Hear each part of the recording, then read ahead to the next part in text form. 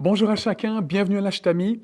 Je m'appelle Marc Waldman et je suis le pasteur ici. C'est moi qui vais m'adresser à vous pendant un moment maintenant, alors qu'on entame la 3e semaine où on va aborder le thème de l'adoration comme mode de vie.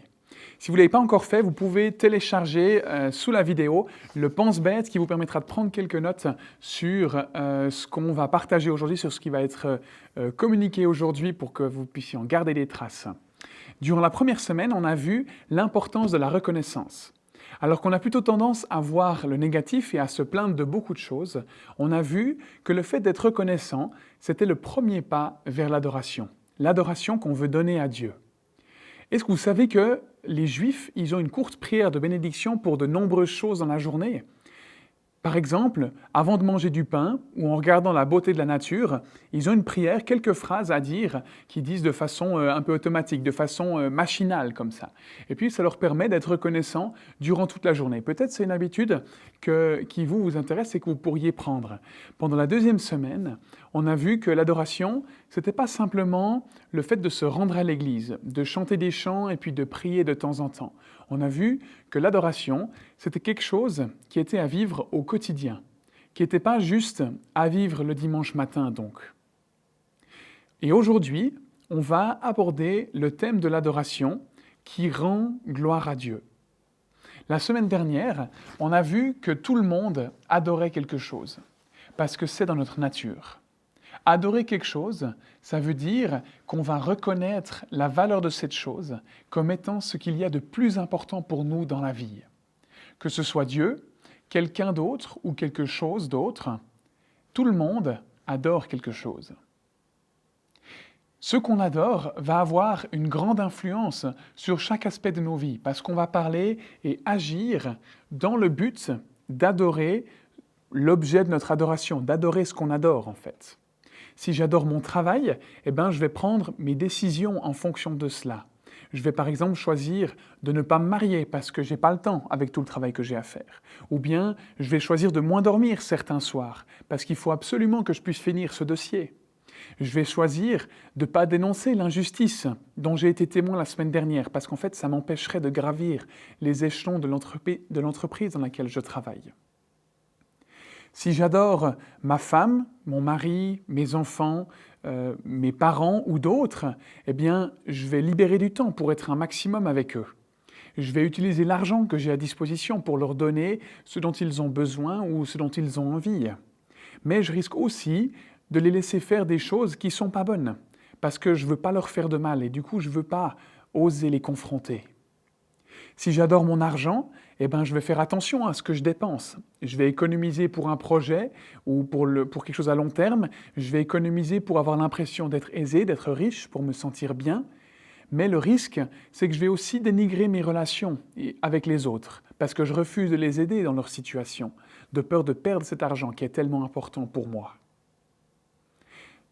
On est tous dépendants de quelque chose, dépendants de quelqu'un, dépendants parce que ce qu'on adore va influencer les décisions qu'on prend. Ce qu'on adore va dicter, ou même nous forcer, à agir ou à parler d'une certaine façon. Parce que c'est plus fort que nous, c'est en nous, ça fait partie de nous. La Bible dit que Dieu nous a créés pour l'adorer. Pas pour adorer quelqu'un ou quelque chose d'autre, non, seulement lui, seulement pour l'adorer lui. Au XVIe siècle a débuté ce qu'on appelle la Réforme. Certaines personnes, dont Martin Luther, ne pouvaient plus accepter la façon de concevoir la foi des catholiques. Donc, ils ont décidé de se séparer du catholicisme, et puis, de cette façon, a été fondé le protestantisme, la foi protestante. Et eux, ils ont défini, lui, Martin Luther et d'autres, ils ont défini 5 piliers qui représentent le protestantisme. Un de ces piliers, c'était en latin « Soli Deo Gloria », qui signifie « à Dieu seul soit la gloire ». Ça signifiait que tout ce qu'on vivait, pas seulement à l'Église, impliquait de rendre gloire à Dieu, de vivre pour lui et non pour soi. Et aujourd'hui, on va voir ce que c'est cette gloire de Dieu et puis comment la vivre au quotidien. Premièrement donc, qu'est-ce que c'est la gloire de Dieu ? Quand vous pensez à cette expression, la gloire de Dieu, qu'est-ce que vous imaginez ? Une lumière brillante ? Une image du trône de Dieu ? Un bruit assourdissant ? On va voir ici ce que ça veut dire et la différence qu'on fait entre la gloire de Dieu et puis rendre gloire à Dieu. Quand on pense à la gloire de Dieu, on peut penser à la beauté de Dieu, à sa beauté, ou bien à sa splendeur rayonnante. Et bien que ce soit correct, tout à fait juste, la gloire de Dieu, ça ne se résume pas uniquement à ça. Lorsque la Bible elle mentionne la gloire de Dieu, elle ne parle pas vraiment d'éclat, mais plutôt de substance, de poids. Pas de quelque chose de rayonnant, mais plutôt d'une chose qui est d'une force considérable. Ce que ça implique, c'est qu'on peut la ressentir. La notion de poids et de substance, ce n'est pas quelque chose qui est défini avec nos yeux, mais c'est défini au contact, c'est défini au ressenti. La gloire de Dieu, c'est sa présence, c'est sa façon de se faire connaître. La gloire de Dieu, elle se voit et elle se ressent. C'est donc pas seulement quelque chose qu'on peut voir, c'est aussi quelque chose qu'on peut ressentir. La plupart du temps, quand Dieu a révélé sa gloire à son peuple, les Juifs dans la Bible, il l'a fait dans un lieu d'adoration. On va le voir dans quelques passages qu'on trouve dans la Bible. Tout d'abord, ce texte. Alors la nuée couvrit la tente de la rencontre, et la gloire de l'Éternel remplit le tabernacle. La tente de la rencontre et le tabernacle, c'est des synonymes pour parler d'une tente dans laquelle les Juifs venaient adorer Dieu. C'était une tente qu'ils montaient à chaque fois qu'ils s'arrêtaient pour camper, quand ils vivaient en nomade. Plus tard, quand le peuple s'est installé en Israël, un temple en dur a remplacé ce tabernacle. C'était toujours le lieu où les Juifs venaient adorer Dieu. Et ils pouvaient le faire uniquement à cet endroit. Même s'ils habitaient à l'autre bout du pays, ils devaient venir à Jérusalem où se trouvait le temple pour adorer Dieu. Dans un autre passage de la Bible, on lit « Les prêtres ne purent pas y reprendre leur service à cause de la nuée. La gloire de l'Éternel remplissait en effet la maison de l'Éternel. » Ce qu'on voit au travers de ces deux versets, c'est que Dieu habitait dans ces lieux d'adoration. Sa gloire, sa présence, là où on pouvait le connaître, c'était dans ces lieux d'adoration. Aujourd'hui, ce temple, il a été remplacé par un autre temple. Nous. Dieu n'habite pas dans des bâtiments, il habite en nous. On l'a vu la semaine passée avec la question qu'a posée cette femme à Jésus. Où est-ce qu'on doit adorer Dieu? Et Jésus lui a dit que ce n'était pas une question de lieu. Dieu, il est esprit, donc il est partout. Peu importe où on se trouve, on peut adorer Dieu. On va encore regarder à ce que la Bible elle en dit. Dans Actes 17, au verset 24. Dieu n'habite pas dans des temples faits par la main de l'homme. Et puis dans un autre verset, qu'on trouve un peu plus loin dans la Bible, dans 1 Corinthiens 6, les versets 19 à 20. Ne le savez-vous pas? Votre corps est le temple du Saint-Esprit qui est en vous, et que vous avez reçu de Dieu. Vous ne vous appartenez pas à vous-même, car vous avez été rachetés à un grand prix. Rendez donc gloire à Dieu dans votre corps et dans votre esprit, qui appartiennent à Dieu. Rendre gloire à Dieu, ça signifie lui faire honneur et puis l'admirer. Lui rendre une adoration honorable, le louer, en gros déclarer sa grandeur, reconnaître sa grandeur, c'est notre réponse envers lui. C'est ça qu'on rend à Dieu. Par exemple, quand on voit un beau paysage, ça peut nous émerveiller. Alors, je comprends si ce n'est pas votre cas, parce que moi, quand j'étais petit, mon père me disait tout le temps « Regarde, regarde, c'est magnifique ces montagnes, non ?» Et moi, ça ne m'intéressait pas. Ouais, bon, super, c'est des cailloux pointus avec un peu de neige et puis quelques arbres dessus. Qu'est-ce que ça peut me faire? Il n'y a pas de quoi s'affoler, quoi. Mais aujourd'hui, je pense différemment. C'est magnifique, ces montagnes, ça m'émerveille. C'est tellement beau que je vais dire à ceux qui sont autour de moi la même chose que ce que mon père me disait. Regarde, ces montagnes, c'est magnifique, non? Ça vaut la peine, regarde comme c'est beau. C'est la même chose avec Dieu. Il nous montre sa gloire et nous, on le glorifie en déclarant combien il est glorieux. Nous, on voit la gloire de Dieu dans sa splendeur, la beauté de son œuvre, la proximité de sa personne. On reconnaît sa présence et puis on lui rend gloire en déclarant simplement combien il est vraiment glorieux à ceux qui nous entourent, en disant à quel point c'est beau, en disant à quel point c'est magnifique. Dans Romains 12, verset 1, on a vu la semaine passée, offrez votre corps comme un sacrifice vivant. On est le lieu d'habitation de la gloire de Dieu. C'est ça, le lieu d'adoration. On a vu que la Bible dit que nous sommes des temples où habite le Saint-Esprit.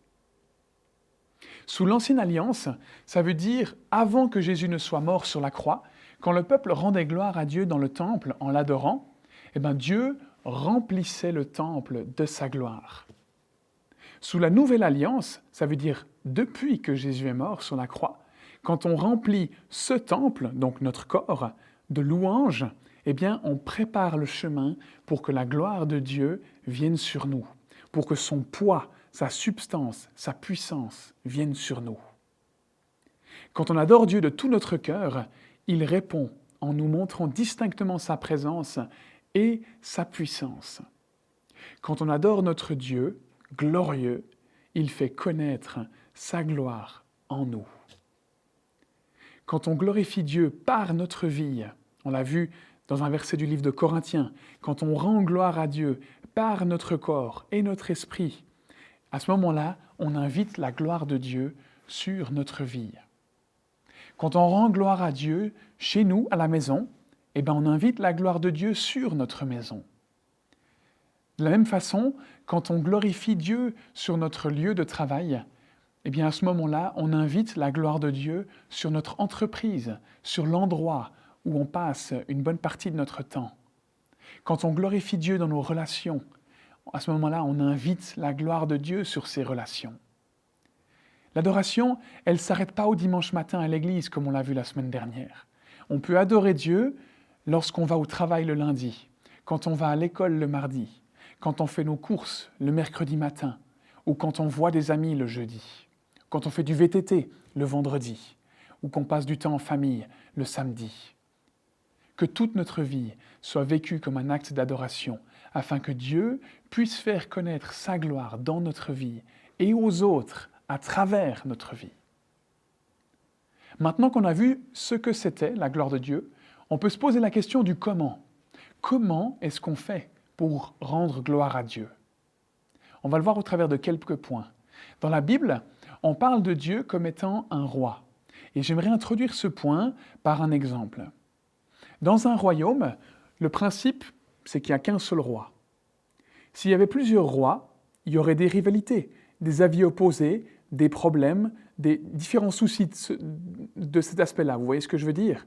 Quand un roi gouverne sur un pays, c'est lui qui a la tâche de protéger les gens qui y habitent. Il doit prendre soin d'eux et mettre en place les meilleures stratégies pour que son pays et les personnes qui l'habitent elles se portent au mieux. Ça implique également que c'est lui qui décide ce que les gens doivent faire. C'est lui qui définit les lois, les autorisations et les interdictions. Et si ça ne nous convient pas, là on a un problème. Soit on décide d'accepter puis de changer notre façon de voir, soit on change de pays, en espérant que le roi d'à côté, il agisse différemment. Mais il n'y a pas deux personnes qui décident. C'est le roi qui est souverain. Les habitants du royaume sont ses sujets et ils lui obéissent. Pas de façon bête, mais de façon confiante. Parce que si le roi s'occupe bien des gens, on va lui faire confiance. Si on sait que le roi recherche plus que tout le bien de son royaume, on va lui faire confiance.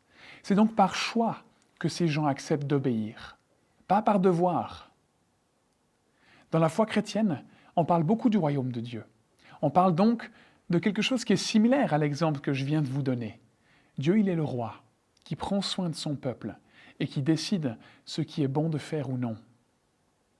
On sait qu'il veut notre bien, parce qu'il a même été jusqu'à sacrifier son Fils pour qu'on puisse venir auprès de lui. Ça, c'est digne de confiance. Digne de confiance dans les décisions qu'il va prendre pour nous.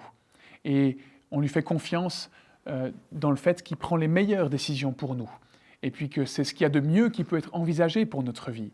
On choisit de se soumettre à ce roi, de reconnaître qu'il est tout ce dont on a besoin. On regarde à lui et on se dit, mais waouh, ce qu'il est, ce qu'il a fait pour moi, c'était tellement beau, j'aimerais lui rendre gloire. On reconnaît pour nous-mêmes et auprès des autres qu'on l'adore. Ça va avoir plusieurs implications dans notre vie qu'on va essayer d'identifier maintenant. Premièrement, rendre gloire à Dieu, ça implique de vivre pour quelqu'un d'autre. En introduction, je disais qu'on adorait tous quelque chose et puis que l'objet de notre adoration nous poussait à prendre des décisions qui allaient dans ce sens. Le fait de décider d'adorer Dieu, ça revient à renoncer aux autres choses qu'on adore, pour l'adorer lui seul. Il y a un seul roi dans un royaume. On ne peut pas servir deux rois. On ne peut pas servir deux maîtres. On doit choisir. Vivre pour nous ou vivre pour lui. C'est un choix qu'on doit faire, mais on ne peut pas rester entre les deux. Prenons l'exemple de Paul dans la Bible. Paul, c'est un homme qui a écrit beaucoup de choses qu'on retrouve dans la Bible, et puis qui est un peu un exemple pour beaucoup de chrétiens. Il nous explique comment lui voit les choses dans Philippiens 1, les versets 21 à 24. En effet, Christ est ma vie, et mourir représente un gain. Cependant, s'il est utile pour ma tâche que je vive ici-bas, je ne saurais dire ce que je dois préférer. Je suis tiraillé des deux côtés. J'ai le désir de m'en aller et d'être avec Christ, ce qui est de beaucoup le meilleur. Mais à cause de vous, il est plus nécessaire que je continue à vivre ici-bas. Peut-être que vous pensez que c'est un peu extrême. Peut-être que vous trouvez qu'il va un peu trop loin. Mais je crois que c'est un bel exemple de ce que c'est que de vivre pour quelqu'un d'autre. On pourrait se dire, mais attends, mais c'est pas possible. Il a pensé à tout ce qu'il avait ici sur Terre, à tout ce qui était digne de valeur. Une maison, des amis, une famille, des loisirs, la possibilité de partir en vacances, de faire du sport, d'aller dans la nature. Il a pensé à tout ça? On ne sait pas. Mais moi, je me dis qu'il y a pensé. Et je me dis que s'il dit ça, c'est qu'il n'a rien trouvé qui soit égal à ce qu'il ressent pour Dieu. Rien trouvé qui soit aussi splendide que la gloire de Dieu. Et sa réponse à ça, c'est de vouloir rendre gloire à Dieu. Comment? En vivant pour lui, en le laissant être le maître de toutes ses décisions, de toutes ses actions, même de sa vie. Il est prêt à mourir pour ça. Connaître Jésus, ça implique ce genre de choix. Mais c'est un choix tellement fort que personne ne peut nous y forcer. C'est simplement la conséquence d'avoir vu la gloire de Dieu. Waouh!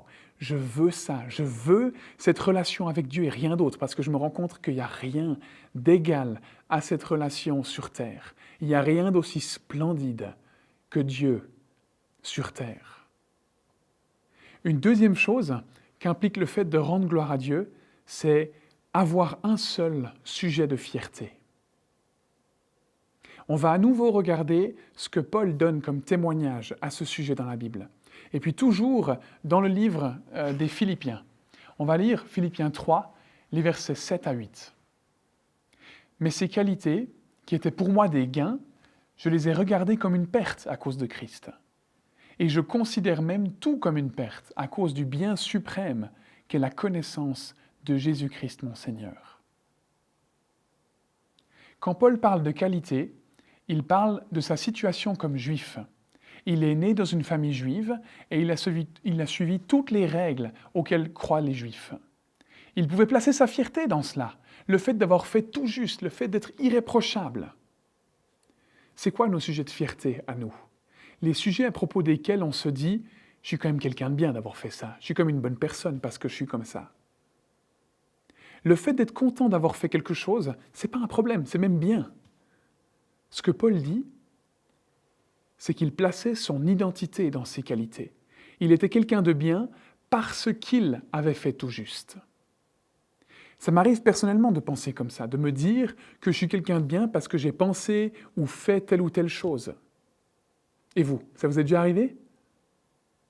Mais quand Paul a rencontré Jésus, quand il est entré en relation avec lui, tout à coup, toutes ces belles choses, elles semblaient insignifiantes et inutiles. Pourquoi? Parce que Dieu lui a montré son identité, sa valeur. Ce n'était pas dans ce qu'il accomplissait. Il lui a montré qu'il l'aime tellement qu'il a fait mourir son fils pour être en relation avec lui. Un tel amour, ça n'a pas laissé Paul indifférent. Au contraire. Dans Jérémie 9, les versets 22 et 23, on lit la chose suivante. « Voici ce que dit l'Éternel. Que le sage ne se montre pas fier de sa sagesse, que le fort ne se montre pas fier de sa force, que le riche ne se montre pas fier de sa richesse, mais que celui qui veut éprouver de la fierté mette sa fierté dans ceci. le fait d'avoir du discernement et de me connaître.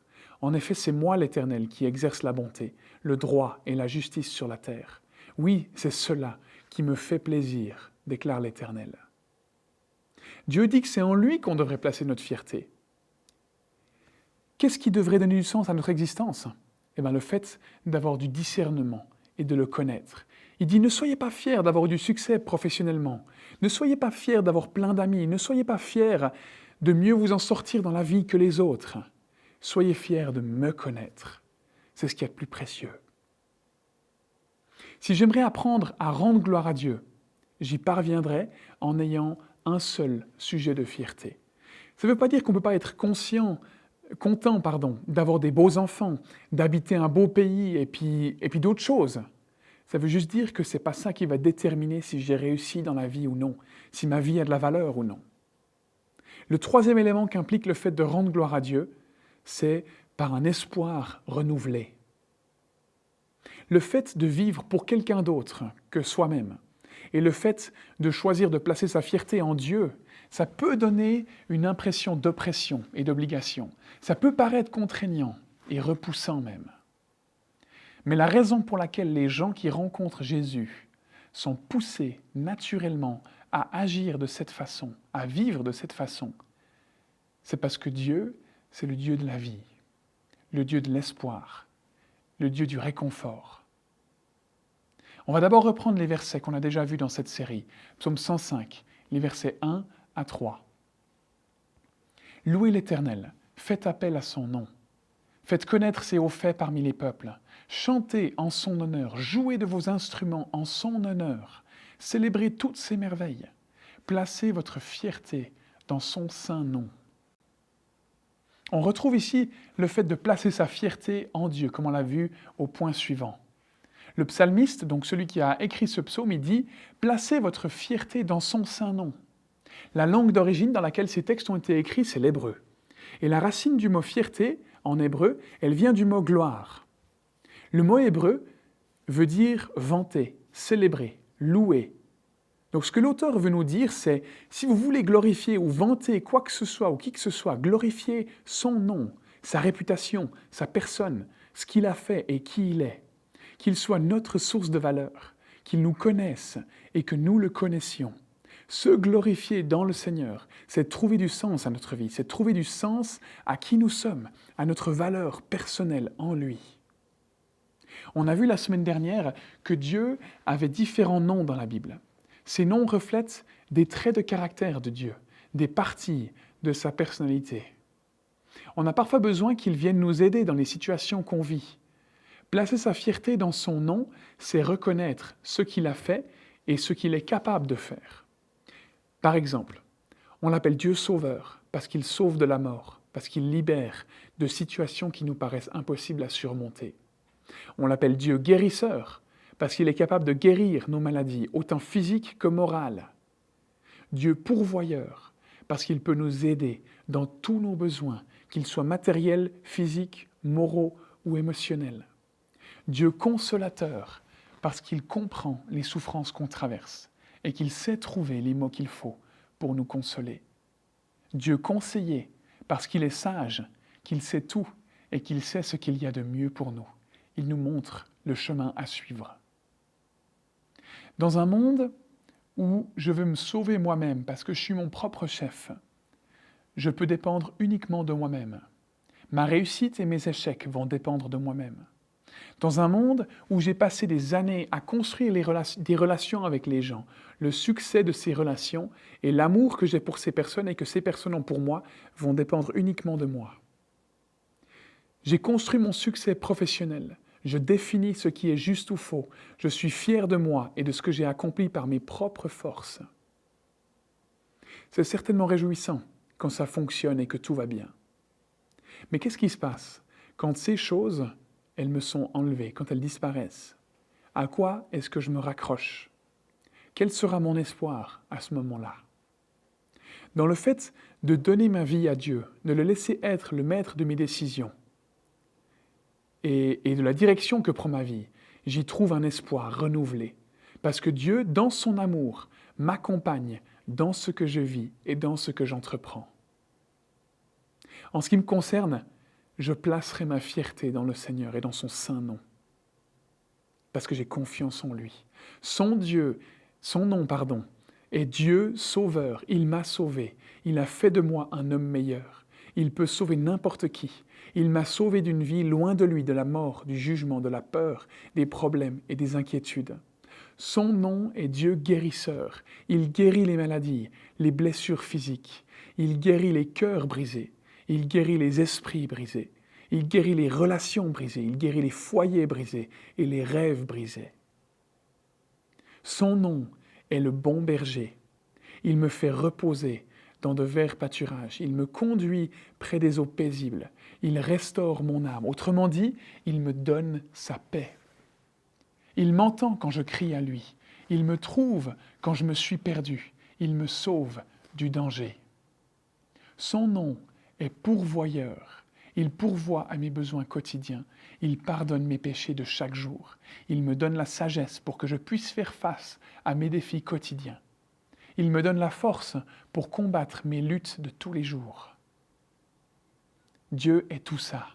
Il donne de la force aux faibles, de l'espoir à ceux qui n'en ont plus, du réconfort à ceux qui pleurent. Il est un père pour les orphelins, le défenseur des veuves, le sauveur du monde, l'ami des pécheurs. Et moi, je veux placer ma fierté en son nom. Il est mon espoir. En glorifiant Dieu, cette promesse de la gloire de Dieu qu'on va lire maintenant dans Ésaïe 60, les versets 1 et 2, va nous accompagner. Lève-toi, brille, car ta lumière arrive et la gloire de l'Éternel se lève sur toi. Certes, les ténèbres recouvrent la terre et l'obscurité profonde enveloppe les peuples, mais sur toi, l'Éternel se lèvera. Sur toi, sa gloire apparaîtra. Lorsque la gloire de Dieu vient quelque part, dans une église, une maison, une famille, une vie, il y a alors une présence de puissance, de poids et de force de Dieu sur nous. Non seulement on rayonne de sa lumière parce que ce qu'il a fait en nous se voit, mais cet espoir vient nous donner des forces, la force de nous lever et d'avancer. Est-ce que ça paraît trop beau pour être vrai? Est-ce qu'on se demande si la gloire de Dieu, elle peut vraiment habiter dans nos vies, dans notre maison et au travail?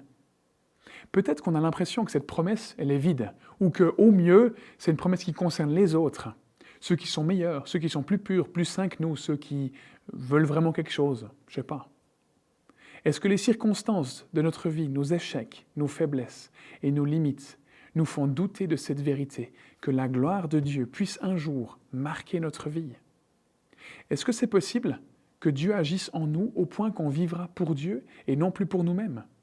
Qu'il sera notre sujet de fierté ultime et que cet espoir sera palpable dans notre vie? J'aimerais vous dire ça.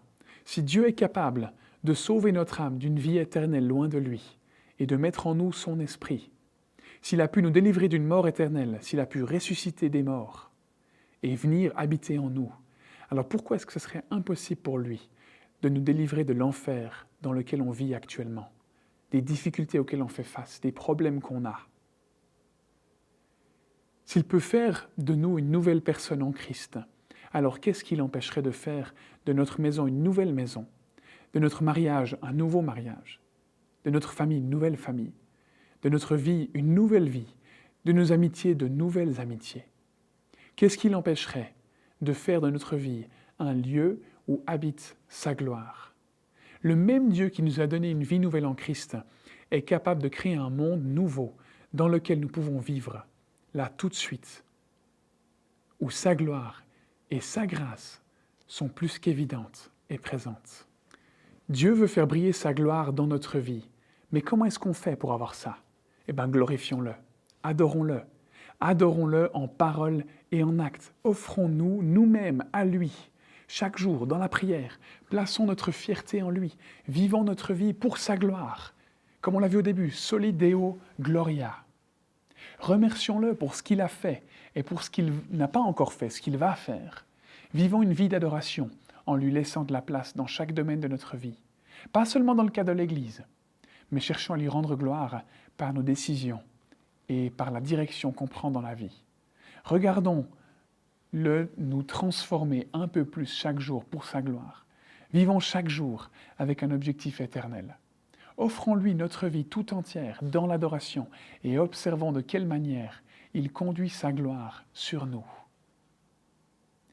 Si vous vous rendez compte que vous n'avez pas donné votre vie à Dieu et que vous n'avez pas reconnu Jésus comme celui qui vous sauve, mais que c'est ce que vous aimeriez faire maintenant, eh bien j'aimerais vous inviter à prier avec moi. Si aujourd'hui vous vous rendez compte que votre vie, elle vous semble hors de contrôle et que vous aimeriez voir du changement, eh bien là aussi j'aimerais vous inviter à prier avec moi pour demander à Dieu d'agir, de le faire. Si vous prenez conscience du fait que vous connaissez Dieu mais que ça n'a pas grand-chose à voir avec ce que Paul a exprimé dans les versets qu'on a vus, si vous aimeriez laisser Dieu être aux commandes de votre vie et l'écouter dans ce qu'il vous demande, eh bien là aussi je vous invite à prier avec moi. Et dans la prière, j'aimerais vous inviter, comme dimanche passé, à utiliser le nom de Dieu en fonction de votre besoin. Prenez quelques secondes pour parcourir les mots qu'il y a sur votre pense-bête et vous dire « ouais, c'est ça dont j'ai besoin ». Dieu aimerait laisser briller sa gloire sur nous, dans nos vies, pour sa gloire. Je vous invite à prier. Seigneur, tu vois ce que je vis, tu sais ce dont j'ai besoin, tu sais ce à quoi je fais face tous les jours et les défis que je rencontre. Seigneur, et là vous pouvez utiliser le nom dont vous avez besoin. J'aimerais faire appel à ton nom. J'aimerais te laisser régner dans ma vie. Tu m'as donné ton amour en retour. J'aimerais te suivre et me laisser guider par toi. Aujourd'hui, je choisis de me soumettre à toi, de te faire confiance parce que tu m'aimes d'un amour parfait. Tu sais ce qu'il y a de mieux pour moi et je veux faire ta volonté pour te glorifier, pour que tu sois glorifié au travers de moi. Amen. Dieu a entendu votre prière. Soyez-en convaincus et assurés. Il va vous accompagner dans ce que vous vivez. En tant qu'Église, on aimerait aussi prendre soin les uns des autres, s'accompagner dans ce qu'on vit. Alors si vous avez pris une décision aujourd'hui, si vous avez fait cette prière, c'est avec joie qu'on vous écoutera et qu'on vous aidera. J'aimerais vous encourager à en parler au travers d'une ou plusieurs des options suivantes. Premièrement, si vous faites partie d'un petit groupe, prenez un moment pour raconter aux autres ce que vous avez vécu. Les autres pourront, si vous le voulez, prier pour vous et vous accompagner dans ce que vous vivez. Au-delà même de ce moment de partage, peut-être dans la semaine qui suivra. Et si vous n'avez pas de petit groupe, ce n'est pas trop tard pour en rejoindre un. Il vous suffit de m'écrire à cette adresse mail et je pourrai vous orienter dans un petit groupe. Vous êtes vraiment plus que bienvenus. Et puis si vous aimeriez m'en parler, c'est aussi avec plaisir que je prends un moment pour vous écouter et pour vous accompagner. Contactez-moi à la même adresse mail qui s'affiche là. Et moi, je me ferai une joie de vous entendre et puis d'échanger un moment avec vous. Je suis tellement reconnaissant du fait que dans chacune de nos vies, Dieu agisse. J'aimerais vous souhaiter à tous de très bons temps de petits groupes cette semaine et puis que Dieu vous conduise dans vos défis, dans tout ce que vous avez à affronter dans les jours qui viennent. À la semaine prochaine.